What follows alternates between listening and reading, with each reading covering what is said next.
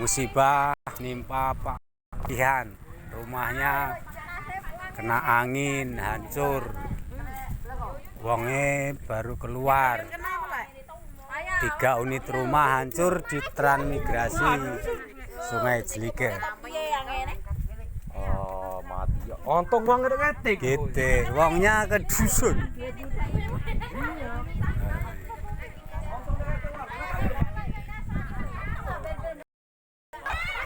Ada 3 unit rumah.